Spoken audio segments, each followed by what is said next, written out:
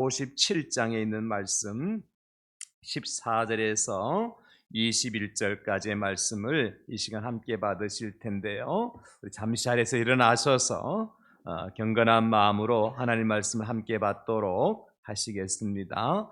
이사야 57장 14절에서 마지막 21절까지 오늘 이 시간 저와 여러분들에게 주시는 하나님의 음성으로 믿고요. 함께 받으시겠습니다. 다 같이 그가 말하기를 도두고 도두어 길을 수축하여 내 백성의 길에서 거치는 것을 제하여 버리라 하리라.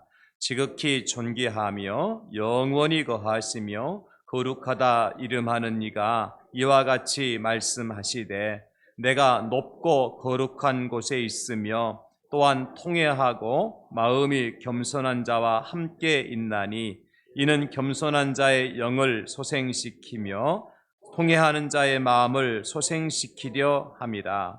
내가 영원히 다투지 아니하며 내가 끊임없이 노하지 아니할 것은 내가 지은 그의 영과 혼이 내 앞에서 피곤할까 함이라.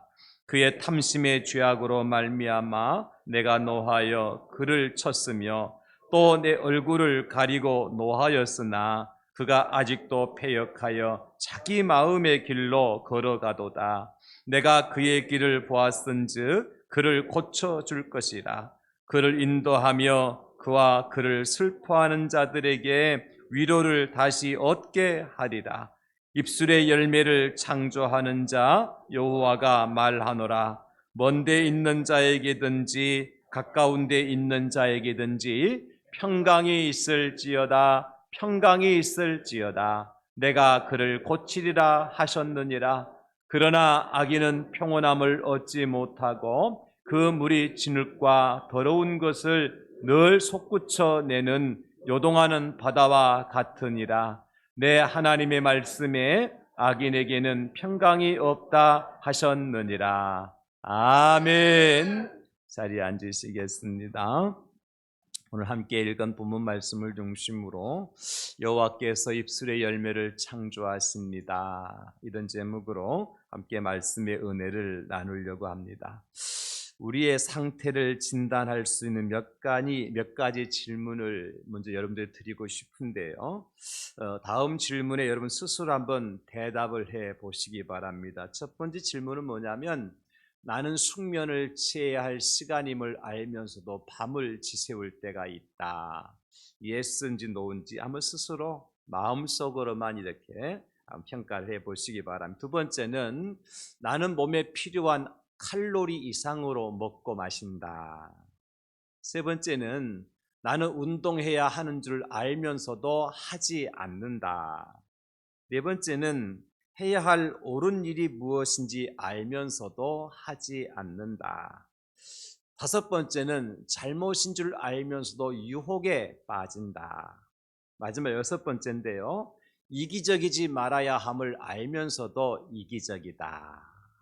제가 빠른 속도로 이렇게 질문을 드려서 혹시 체크를 못 하신 분 계실지 모르겠는데 나름대로 체크를 하셨을 거예요. 여러분 체크해 보시니까 yes, 예 그렇습니다 라고 한 항목이 6가지 중에서 몇 개나 되는지요. 저도 한번 이렇게 평가를 해 보았거든요. 몇 개쯤 될 것 같아요. 저는 6개 중에서 5가지가 저한테 포함되더라고요.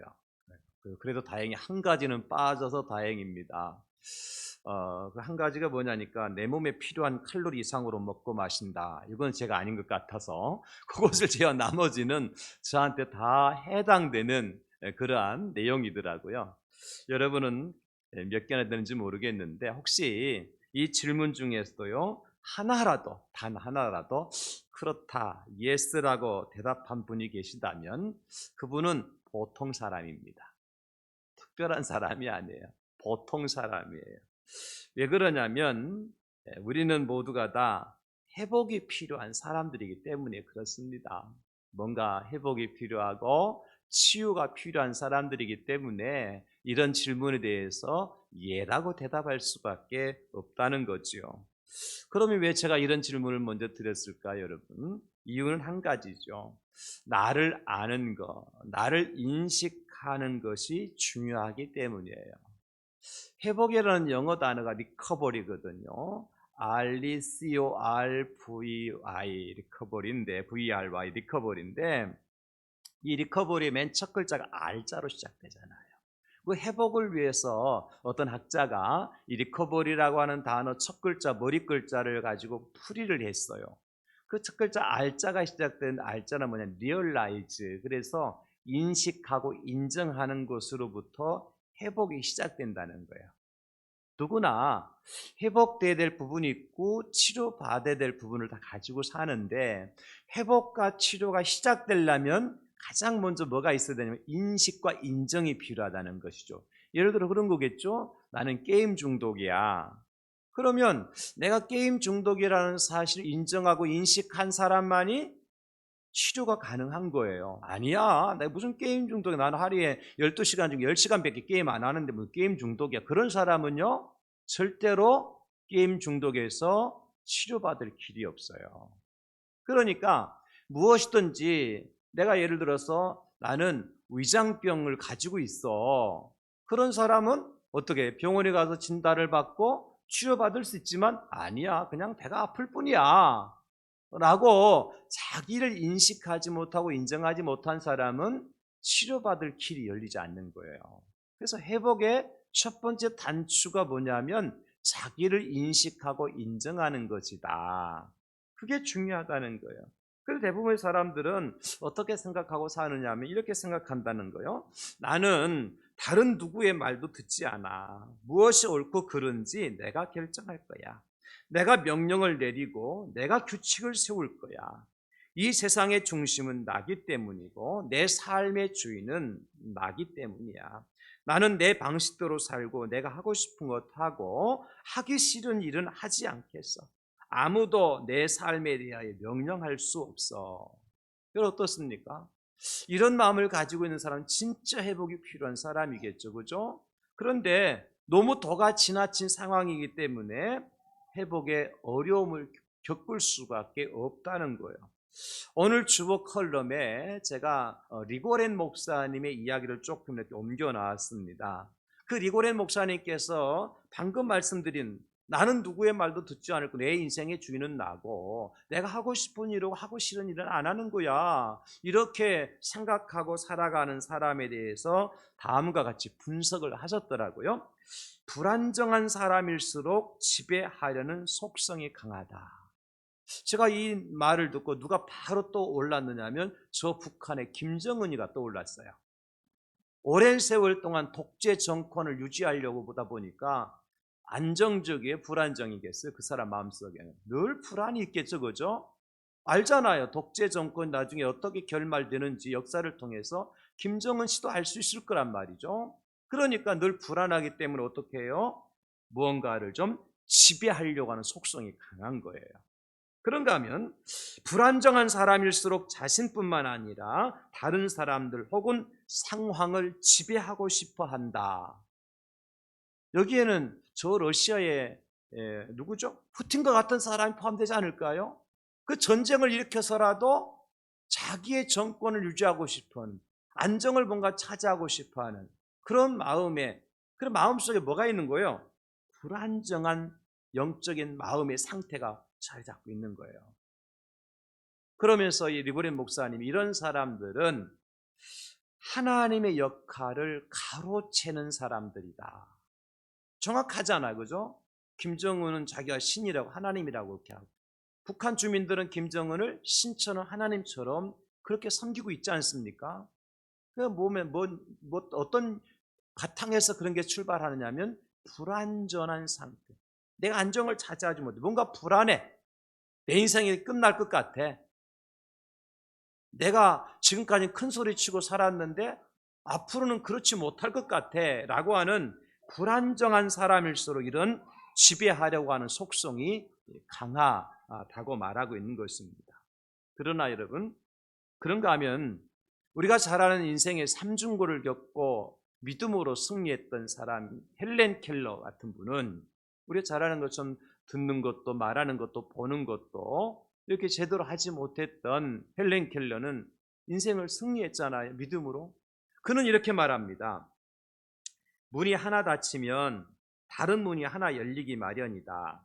그러나 너무 자주 우리는 닫힌 문을 오래도록 후회하면서 쳐다보며 아쉬워한다. 우리 앞에 다른 문이 하나 열려 있는 것도 모르는 채 말이다. 그러니까 나는 비록 보는데 듣는데 말하는 데는 불편함이 있어요. 그분은 그렇다고 그 인생이 다 망한 인생은 아니라는 거예요. 다른 사람들은 다 보고 듣고 말하지만 그럼에도 불구하고 눈으로 보는 것을 보지 못하고 귀로 듣는 것 외에는 듣지 못하고, 그죠? 그런 단점을 가지고 있는 사람들이 있다는 거예요. 그래서 자기는 다른 사람 눈으로 보는 것 이상의 것을 볼 수 있고 다른 사람 귀로 듣는 이상의 것을 들을 수 있다고 하는 그런 긍정적인 마인드를 가지고 있으니까 오히려 멀쩡한 사람들보다도 훨씬 더 차원 높은 삶의 질이 높은 삶을 살아온 사람이 바로 헬렌 켈러와 같은 사람이잖아요. 그러니까 우리에게 필요한 것은 뭐라는 얘기입니까? 절대로 우리는 회복이 필요한 사람인데 회복이 필요한 사람이라는 사실을 인정하고 인식하는 사람만이 회복과 치유가 가능하다. 이것을 말씀해 주고 있는 것입니다. 여러분, 그 중에서도 우리에게 정말 첫째로 회복이 필요한 것은 어떤 회복이 필요할까요? 말의 회복이라고 저는 생각을 해요. 오늘 본문에도 그렇게 말씀해 주고 있고요. 말의 회복. 왜냐하면 모든 행동의 출발은 무엇으로부터 시작됩니까? 말로부터 시작되어지잖아요. 그 사람이 어떤 말을 자주 사용하느냐에 따라서 생각이 굳어져요. 그리고 그 생각이 결국 행동을 만들지요. 그리고 행동이 그 사람의 습관을 만들어내요. 그리고 습관이 결국에는 자기 인생의 열매와 직결되는 것을 볼 수가 있어요. 그러니까 습관이 무서운 거잖아, 그죠? 습관이 아주 무서운 거예요. 자기 인생의 열매와 직결되는 것이 습관이거든요. 근데 그 모든 열매를 만들어내는 가장 기초가 되는 것이 뭐냐면 우리의 말이라는 거예요. 말, 언어, 입술. 그래서 오늘 우리 하나님께서는 이스라엘 백성들이 이제 절대 포기할 수밖에 없어. 지금 이스라엘 백성이 처한 환경은 뭐냐면 바벨론의 포로 가운데 있었거든요. 70년 동안 포로 생활했는데 무슨 우리에게 자유가 있어? 이제는 끝난 거야. 더 이상 예루살렘 돌아갈 수 없어. 그러면서 그건 자포자기하고 말로써 자기 인생들을 제한시키는 거예요. 끝났다, 안 된다, 힘들다, 더 이상 희망이 없다, 꿈이 없다. 그렇게 될 수밖에, 그죠? 70년 동안 포로 생활하고 있었으니까 뭔가 빛이 안 보이니까. 그런데 하나님께서는 그들에게 뭐라고 말씀하십니까? 나는 입술의 열매를 창조하는 자인데 너희들을 반드시 고쳐줄 것이고 회복시켜줄 것이고 너희들에게 샬롬, 평안을 줄 것이다 하는 이 말씀하고 계시잖아요. 여러분, 이것이 감사한 거예요. 하나님께서는 우리에게 회복의 은총을 약속을 해주고 있습니다. 어떻게? 입술의 열매를 통해서 말이에요. 오늘 19절을 한번 다시 보시면 여러분 이렇게 말씀하니 입술의 열매를 창조한 자 여호와께서 말하노라 먼데 있는 자에게든지 가까운 있는 자에게든지 평강이 있을지어다 내가 그를 고치리라 하셨느니라. 여러분, 하나님 분명히 말씀하십니다. 우리 하나님께서는 입술의 열매를 창조하시는 분이라고 말씀하세요. 다른 말로 우리가 하는 말을 통해서 회복의 은총을 받게 될 수 있다는 거예요. 가능성을 주신 거예요. 그럼 여러분, 오늘 하나님께서 창조하기를 원하시는 입술의 열매는 뭐냐? 무엇보다도 선지자들을 통해서 약속하신 말씀이에요. 여러분, 이스라엘 백성들이 바벨론의 포로가 되기 전부터 선지자들은 무엇을 약속하셨죠? 70년이 지나면 반드시 그들을 포로 가운데서 해방시켜 주시겠다 약속하신 거예요. 그들은 70년 이전에 약속한 그 말씀을 새카맣게 잊어버리고 살고 있었지만 하나님은 그것을 창조해 내신다는 거예요. 없는 것 같지만 만들어내신다는 거예요. 불가능한 것 같지만도 하나님께서 하시겠다는 거예요.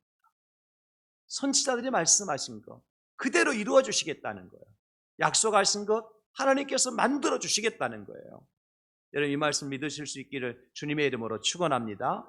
하나님 말씀하신 것은 반드시 이루어 주실 줄로 믿습니다. 저는요 이 강단에서 말씀을 증거할 때, 설교를 준비하기 말씀을 증거할 때 하나님께서 주신 말씀으로 믿고 선포합니다. 그리고 하나님께서 말씀대로 이루어 주실 것을 믿으며 저는 설교합니다. 특별히 약속의 말씀은 하나님께서 우리에게 약속으로 주신 것이기 때문에 언약의 하나님께서 반드시 이 말씀대로 맺어줄 줄 저는 믿습니다. 그래서 여러분들에게 평안을 비는 것이고 하나님의 축복을 빌어드리는 거예요. 그런가 하면 우리 선지자들이 한 말씀의 열매를 맺게 하시지만 하나님은 또 하나 우리의 입술의 고백의 열매를 창조하시는 분이십니다. 무슨 얘기냐면 내가 하나님의 말씀을 듣고 읽고 묵상하고 아멘 이렇게 아멘으로 받느냐 아니면 그 말씀을 오히려 의심하고 말씀을 등지고 살아가느냐에 따라서 그 열매를 하나님께서 맺게 해주신다는 거예요. 우리가 설교를 듣고 난 다음에 우리 입에서 고백되는 말이 아멘으로 이렇게 화답할 때가 많지 않습니까? 그것은 무슨 뜻이죠? 나는 이 말씀이 진리임을 믿습니다. 이 말씀대로 이루어질 것을 나는 확신합니다라는 신앙 고백이잖아요. 그럼 하나님께서 우리에게 뭐라고 우리가 아멘하는 순간 내 믿음대로 될지어다 그러시는 거예요. 그런데 간혹 가다가 하나님의 말씀을 들을 때에 어떤 분은 뭐 그런 경우에 없겠지만은 믿지 않기로 결단하고 듣는 분들도 있을 거예요. 절대로 무슨 목사가 무슨 말을 하든 나는 절대 믿을 수 없어 라고 결단하고 듣는다든지 또 어떤 사람은 설교를 어떤 평가나 비평을 위해서 들을 수도 있어요. 신학교에 들어가면 설교 실습이라는 시간이 있습니다. 그 신학생들이 교수님 앞에서 설교를 해요. 그 교수님들은 신학생들이 설교하는 내용을 듣고 은혜 받기 위해서 앞에 앉아 계시는 것이 절대 아닙니다. 뭐 하기 위해서 앉아 계실까요? 평가하려고. 뭐가 잘못됐고 뭐가 잘됐고 그것을 평가하기 위해서 앉아 계시죠. 그때는 여러분 절대 은혜가 될 수 없죠. 모르겠어요. 성령께서 어떤 강력한 역사를 일으키셔가지고 교수님만 눈물 흘리면서 은혜 받고 아직까지 우리 신학교 역사에 그런 분은 없었던 걸로 제가 기억이 됩니다. 그런 은혜 받은 말씀 안 하셨는지 모르겠지만 교수님들이 어쨌든 신학생들이 설교하면 잘한 것보다는 오히려 이거는 이래 잘못됐고 이렇게 해야 되고 이건 적용이 잘못됐고 이거 해석이 잘못됐고 목소리가 잘못됐고 발음이 잘못됐고 그래서 잘못된 거면 계속 지적해 주십니다. 그렇게 하는 이유는 앞으로 잘하도록 하기 위해서 그런 케이스하고 우리가 교회에서 예배 드릴 때에 목사가 강단에 설교하고 여러분 성도님도 앉아서 말씀 들을 때하고는 좀 다른 차원이잖아, 그죠? 우리는 하나님의 말씀을 듣고 뭐 하기 위해서? 은혜를 누리기 위해서 설교를 듣는 줄로 믿습니다. 그리고 우리가 아멘이 필요한 거예요. 아멘. 말씀을 통해서. 그렇다면 여러분 그게 사실이라면 이왕이면 우리가 좋은 열매를 좀 거두어야 되지 않겠습니까? 회복을 위해서 필요한 열매를 좀 여러분 다 드셨으면 좋겠어요. 치료가 되는 약을 먹어도 어떤 약은 치료가 되지만 어떤 약은 독이 되는 경우가 있어요. 그죠? 잘못 처방하면요 독이 돼요. 여러분들은 말씀을 양약으로 의약으로 다 받으시고 여러분의 영혼과 마음과 육체까지 치유가 일어나는 그러한 복된 말씀의 소유자들이 될 수 있기를 예수님의 이름으로 축원합니다. 여러분 모두가 멍든 마음이 치료가 되어지고 연약해진 육체까지 회복되는 은혜를 체험할 수 있어야 된다는 것입니다. 이를 위해서 우리가 그러면 어떻게 해야 되느냐? 어떤 말을 해야 되느냐? 하나님 우리의 말을 듣고 그 말씀대로 열매를 창조하시는데 첫째는 이거예요. 거치는 말을 제거해야 된다는 것입니다. 오늘 보면 14절에 그가 말하기를 도두고 길을 수축하여 내 백성의 길에서 거치는 것을 제하여 버리라 하리라. 거치는 것을 제하여 없애라는 거예요. 그래서 사람들이 길을 걸어가다가요, 가끔 가다가 보도블록이나 이렇게 뭐 블록 튀어나온 것 때문에 걸려 넘어지는 경우가 있잖아요. 제가 일부에 때도 말씀을 드렸는데 팁을 하나 드릴게요. 길 지나가시다가 뭐 움푹 패였던지 아니면 튀어나온 것 때문에 넘어지시잖아요. 그리고 무릎 깨지시잖아요. 어디 가야 돼요? 병원 가잖아요. 병원 가시기 전에 반드시 그 현장을 사진을 촬영하시고 구청에 사진을 전송하십시오. 그러면 구청에 치료비 다 대주십니다. 몰랐었어요? 예, 좋은 거 제가 가르쳐 줬잖아요. 그죠? 왜냐하면 바로 일어나서 뭐 차 119 불러 가지 말고 그 현장을 사진, 카메라 다 있잖아요. 그죠? 핸드폰 같은 사진 찍고 그 119 불러서 응급실 가든지 치료 받으세요. 그리고 난 다음에 구청에 청구를 하면 구청에서 다 치료비 다 대줘요. 그게 중요한 게 아니라 안 넘어지는 게 중요하고 안 다치는 게 중요하잖아요. 그죠? 그러기 위해서는 어떻게 해야 돼요? 길이 울퉁불퉁 튀어나오거나 움푹 패해져서는 안 된다는 거예요. 그 튀어나온 부분 어떻게 하죠? 톡톡 두드려서 낮춰야 되고 움푹 들어간 것은 둬둬야 되잖아요. 차를 타고 가다가도 차가 어떻게 해요? 덜컹거리지 않고 미끄러지 달리기 위해서는 도로 상태가 중요하지 않습니까? 요즘 차가 뭐 차 자체가 덜컹거리는 차는 없잖아요. 옛날처럼. 그죠? 요즘 도로 상태 때문에 불편하지. 마찬가지로 여러분, 사실 우리가 생활하는 데 있어서 우리가 하는 말이라는 것이 그런 역할을 한다는 거예요. 때로는 다른 사람들을 걸려 넘어지게 하고 움푹 패여서 빠지게 만들고. 뭐가 그렇게 만들어요? 우리가 하는 말이. 예를 들어 그런 거죠. 한참 내가 무엇인가 막 의욕적으로 하려고 막 시도를 하는데, 작정하고 막 시도하려고 그러는데 누군가가 말이죠, 기를 죽이는 말을 한다든지 아니면 뭐 사기를 저하시키는 말을 한다든지 부정적인 말을 하게 되어지면 어때요? 내가 막 불타오르는 의기소침하게 되죠. 그죠? 예를 그런 말 하게 되죠. 주제에 꼴에 뭘 그런 일을 한다고 그러느냐. 돈도 없고 능력도 없고 백도 없으면서 기도도 안 하고 그 일을 하면 되겠나. 기도도 안 하는 주제에. 그러면 내가 기도 안 한 것은 사실이지만은 하려고 좀 마음은 먹었는데 그 얘기 들으니까 막 의기소침하게 되는 거예요. 포기하고 싶은 생각이 들죠.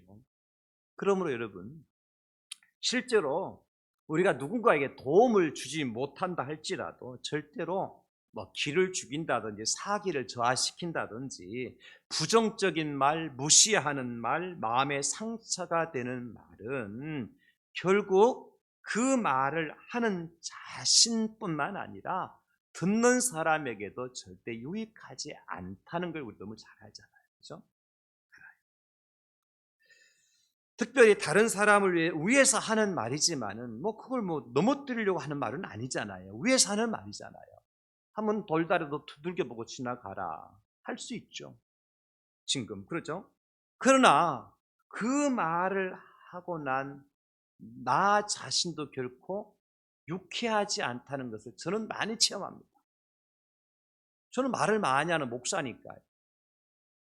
말하고 나서 후회할 때가 많습니다. 그래서 사실은 그런 거거든요. 우리가 말을 하면 가장 먼저 듣는 사람이 누구죠? 나 자신이에요. 그죠? 왜 그런 줄 아세요? 내 입과 가장 가까운 데 귀가 누구 귀가 있어요? 내 귀가 있잖아요. 상대방의 막 귓뼈다 이렇게 얘기는 안 하잖아. 그죠? 우리가?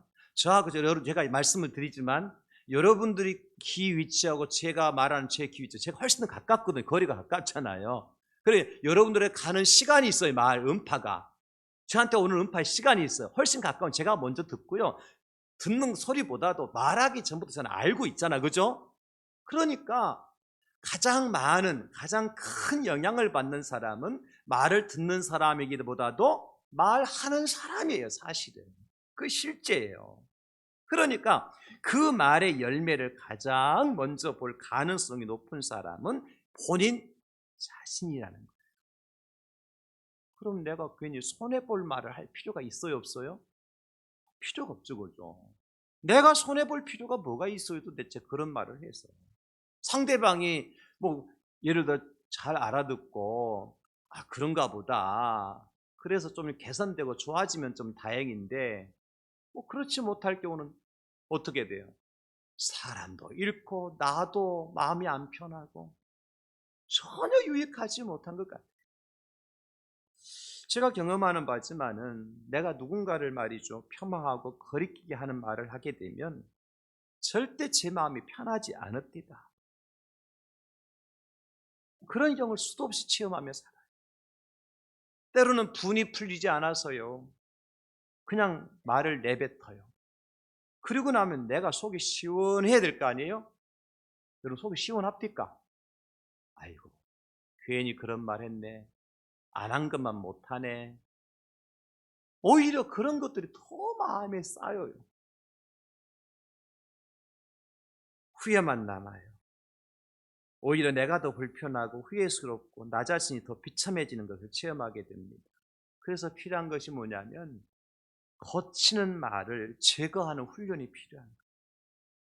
다른 사람을 실족하게 하는 말을 삼가해야 되고요.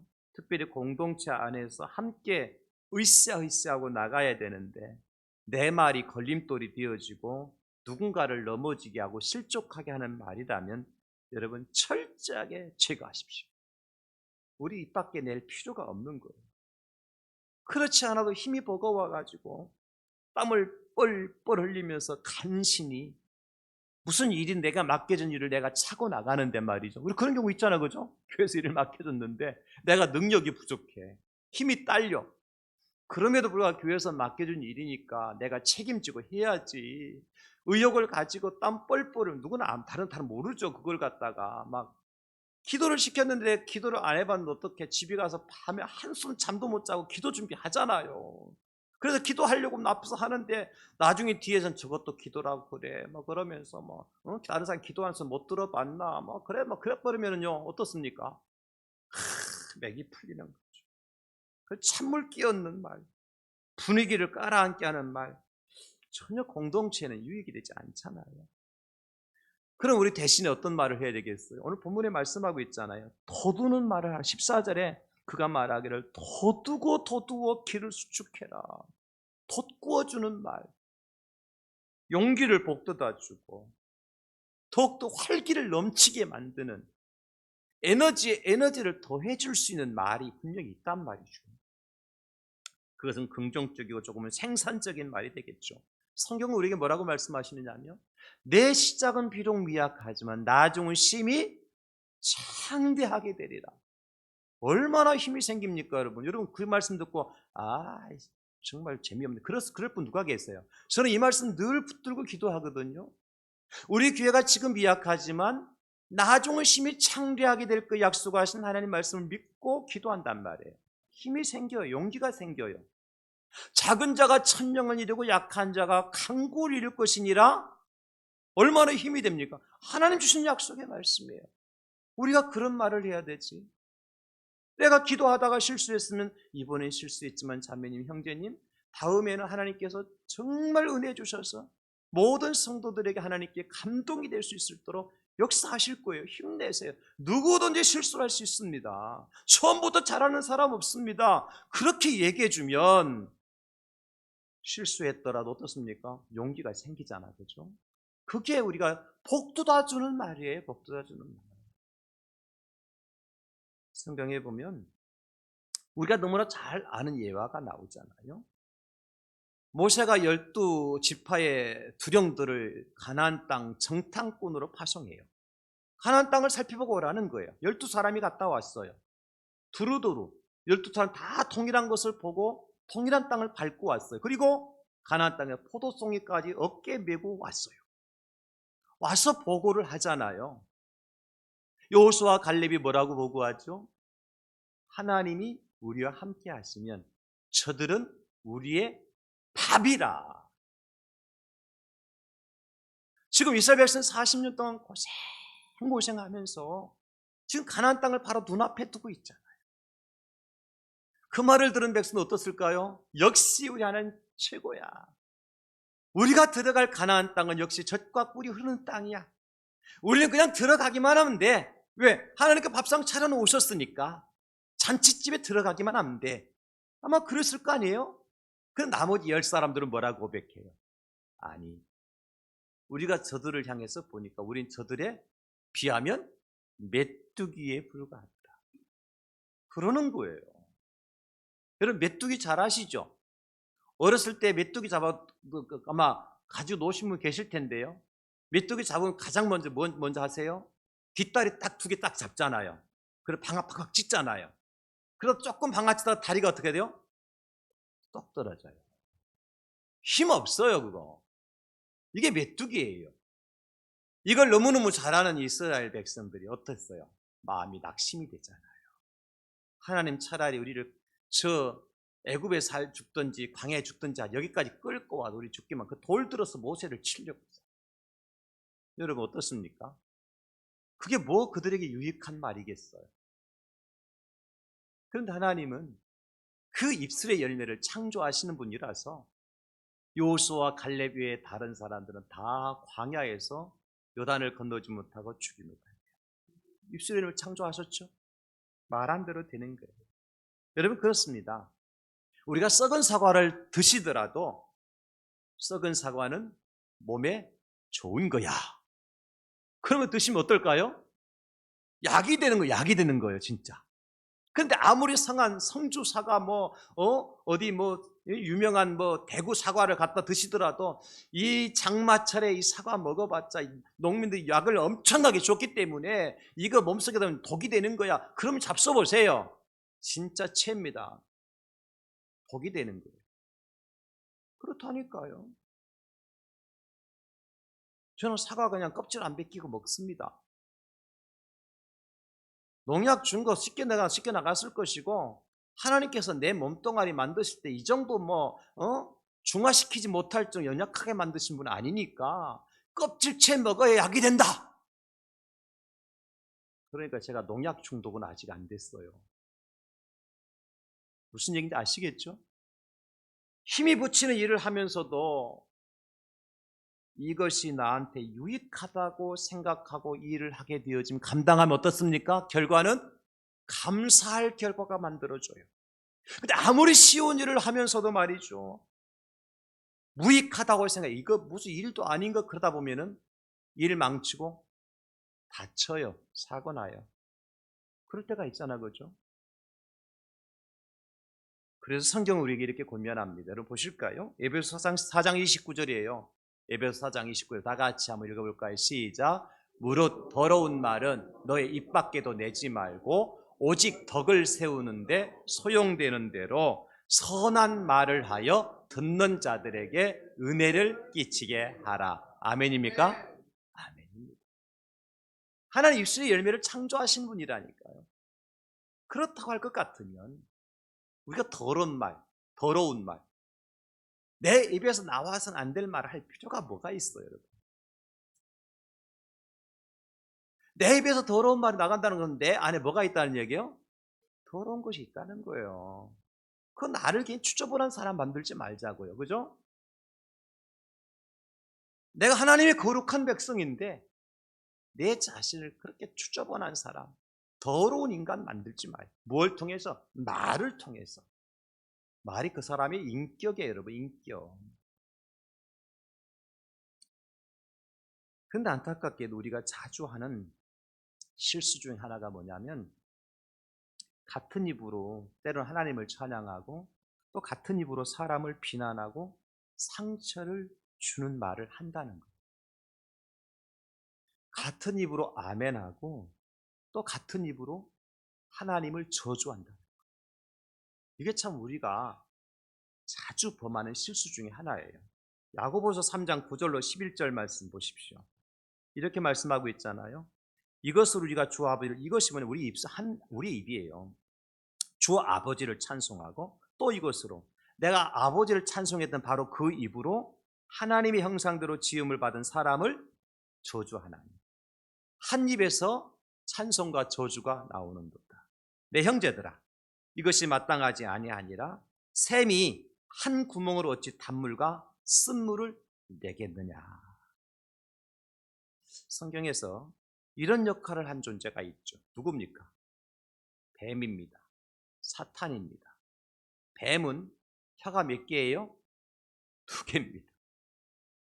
그래서 한 입으로는 이 말하고 또 한 입으로는 저 말할 수 있는 존재가 뱀이에요. 사탄이에요. 우리 잘 알잖아요. 뱀이 하나님 앞에 가서는 하나님 백성들이 잘한다고 칭찬하고 격려합니까? 아니면 참소합니까? 참소하죠.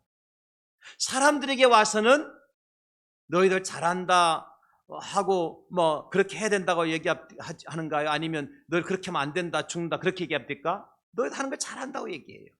아담과 하와에게 찾아와서는 네가 이 선악과를 먹으면 하나님처럼 지혜로워질 수 있어. 내 눈이 밝아질 수 있어. 너 잘하고 있는 거야. 그렇게 하는 거야. 구축이잖아요.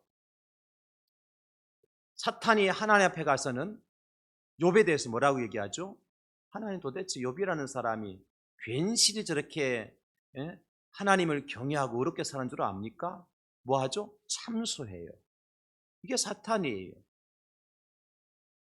또 우리 주변에 이단을 가만히 보십시오. 이단이 처음부터 막 머리에 뿔 달리고 막 피 흘리면서 우리가 다가옵니까? 아니잖아요. 얼마나 친절하게 뭐 속에 있는 심장까지 다 빼줄 것처럼 좋은 거 다 사주고 좋은 말 다 해주고 세상에 둘도 없는 친구처럼 부모처럼 말이죠. 그렇게 해요, 안 해요? 합니다. 실제적으로. 제가 볼 때 부러울 정도로 그렇게 해요. 어떻게 저렇게 할 수 있을까? 근데 막상 거기에 미혹을 당해서 끌려 들어가면 그들 어떡합니까? 자기들이 100만 원 투자했으면 1000만 원을 반드시 그 집단에 바치도록 만들어요. 집을 팔든지 돈을 팔든지 재산을 팔든지 자기 인생을 팔든지 속까지 다 빼먹습니다. 그러고 난 다음에 그들을 내칩니까? 절대 사자에 물린 그 먹이처럼 절대 놓지도 않아요. 이게 마귀 사탄 이단들의 특징이에요. 속 따르고 겉 따른 거죠. 우리 입으로 그렇게 해서는 안 된다는 거예요. 한 입으로 하나님을 찬송하고 똑같은 입으로 하나님 형상으로 지음받은 형제를 저주해서는 안 된다는 거죠. 우리가 반드시 명심해야 될 것은 뭐냐면 무슨 말을 하든지 그 열매를 결국 누가 먹게 되어져요? 내가 먹게 된다는 사실. 그럼 결론은 맞잖아요. 여러분 어떤 열매를 드시고 싶습니까? 약이 되는 열매입니까? 독이 되는 열매입니까? 맛있는 열매입니까? 맛없는 열매입니까? 우리 건강을 해치는 열매입니까? 우리 건강에 도움되는 열매입니까? 우리가 그렇게 하면 돼요. 말을 하면 돼요. 하나님 우리 입술의 열매를 창조하시는 분이시니까. 그래서 거치는 말을 제거하고 돋구어주는 우리를 힘을 더해주고 용기를 더해주고 의욕을 더 생기게 만드는 그런 말을 하는 자가 자기 자신도 생명의 열매를 먹을 수 있다. 두 번째로는요, 겸손의 말을 하는 사람. 누가 겸손한 말을 하느냐, 그게 중요하거든요. 오늘 본문에 보니까요, 15절 보십시오. 지극히 존귀함이 영원히 거하시며 거룩하다 이름하는 이가 이와 같이 말씀하시되 내가 높고 거룩한 곳에 있으며, 누구죠? 하나님이시죠? 하나님 높고 거룩한 곳에 계시는 분이십니다. 그런데 그 하나님이 또한 통회하고 마음이 겸손한 자와 함께 있나니 이는 겸손한 자의 영을 소생시키며, 소생시킨다는 것은 고치신다는 거죠. 회복시켜 주신다는 거죠. 통회하는 자의 마음을 소생시키려 함이라. 자, 겸손한 자와 또 어떤 사람이 같은 맥락에 있어요? 통회하는 자입니다. 바꿔 말하면 누가 겸손한 사람이냐? 통회할 줄 아는 사람.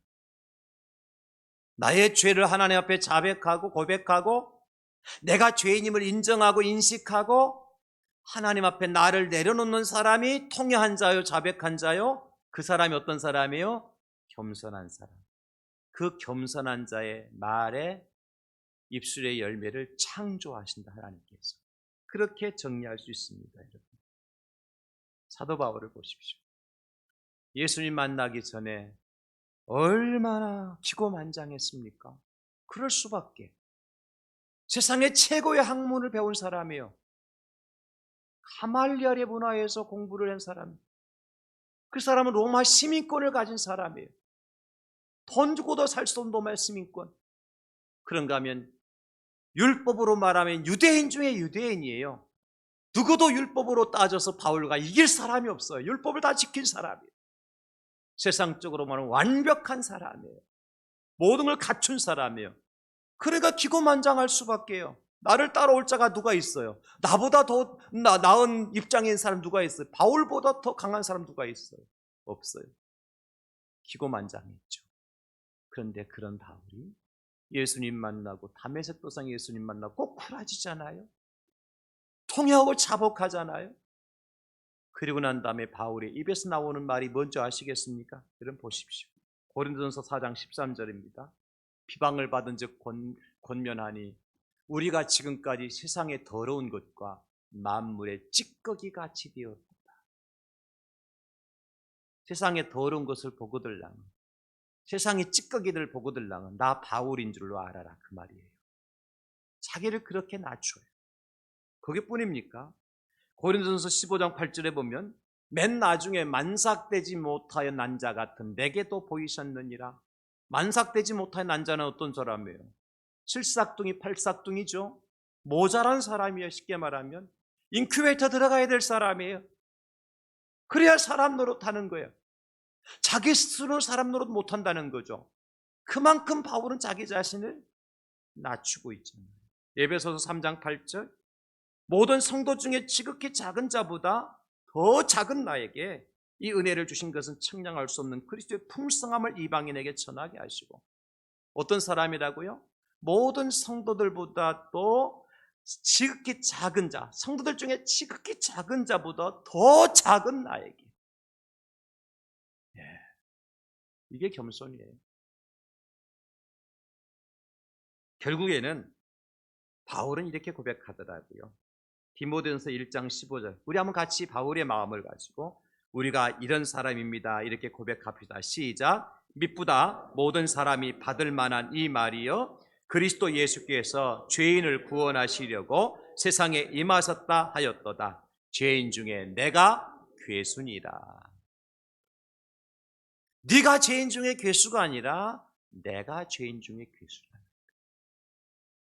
다른 사람을 지적하고 공격하고 정죄하는 것이 아니라 오히려 내가 그 자리에 있어야 된다는 거죠. 이게 바울이 통회하고 자복한 모습이에요. 그런 바울의 입술의 열매를 창조하시고 하나님께서 그 사도 바울을 통해서 신약 성경 27권 중에서 적어도 13권 이상을 기록하도록 하시잖아요. 이방인의 위대한 사도를 쓰시잖아요. 달려갈 길을 마치도록 하시잖아요. 믿음을 지키도록 하셨잖아요. 하나님은 과연 겸손한 자의 입술의 열매를 창조하십니다. 누가 생명의 열매를 먹을 수 있습니까? 야고보서 기자는 말씀합니다. 4장 6절에 그러나 더욱 큰 은혜를 주시나니 그러므로 일렀으되 하나님이 교만한 자를 물리치시고 겸손한 자에게 은혜를 주신다 하였느니라. 베드로전서 5장 5절에도 마찬가지입니다. 젊은 자들의 예화가 장로들의 순종과 다 서로 겸손으로 허리를 동이라. 하나님은 교만한 자를 대적하시되 겸손한 자들에게는 은혜를 주시느니라. 사랑하는 성도 여러분, 오늘 이 시간 저와 여러분들 함께 이런 말씀을 주시는 이유가 있을 것이에요. 특별히 오늘 여러분들이 들은 말씀 중에 다른 것은 다 잊어버리시더라도 이것 한 가지만큼 꼭 기억했으면 좋겠어요. 하나님께서 내 말의 열매를 창조하시는 분이시다. 내가 말하는 입술의 열매를 하나님께 창조하시는 분이시다. 그러면 여러분 자식들을 향해서, 다음 세대 미래 세대를 향해서 너희들 잘 될 거야. 너희들 앞길은 분명히 하나님께 책임지실 거야. 걱정하지 마. 너희들에게는 분명 하나님의 선한 뜻이 있어서 너희들을 통해서 하나님께서 위대한 역사를 써 내려가실 거야. 너희들은 분명한 선한 도구야. 의의 병사들이야. 하나님 나라의 장자들이야. 라고 우리가 선포할 필요가 있지 않겠습니까? 그것도 일이라고 하느냐고. 꼴에 그렇게 이야기하는 것보다는 말이죠. 왜냐하면 하나님 우리의 입술의 열매를 창조하시는 분임을 믿는다는 말이에요. 이게 정해졌죠? 우리가 어떤 말을 해야 될지. 어떻게 하라 그랬습니까? 거치는 말을 제거하고 도두어주는 말을 하자. 그런가 하면 통회하고 자복한 자로서 겸손한 말을 하자. 내가 죄인 중에 괴수라고 고백 한번 해보자는 겁니다. 그럴 때 하나님은 오늘 어떤 복을 주십니까? 다시 한번 19절, 입술의 열매를 창조하는 자 여호와가 말하노라. 먼데 있는 자에게든지 가까운 데 있는 자에게든지 평강이 있을지어다. 평강이 있을지어다. 내가 그를 고치리라 하셨느니라. 하나님이 우리를 고쳐주실 겁니다. 하나님 우리 가정을 고쳐주시고 하나님 우리 교회를 고쳐주실 겁니다. 그래서 무엇으로? 하나님의 샬롬으로 가득가득 채워주실 겁니다. 그런 은혜를 누리시는 여러분 모두가 될 수 있기를 예수님의 이름으로 축원합니다. 감사합니다. 아버지, 평강으로 우리의 심령과